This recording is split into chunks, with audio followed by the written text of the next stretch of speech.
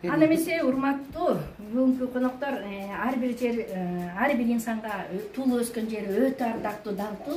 Ал эми бүгүнкү биздин коноктор бардыгы жуңгалдыктар. Ошон үчүн жуңгал жөнүндө ырларды сиздерге арнап өтөлү. Сиздер болсо коюп коюңуздар. Урматтуу классташтар.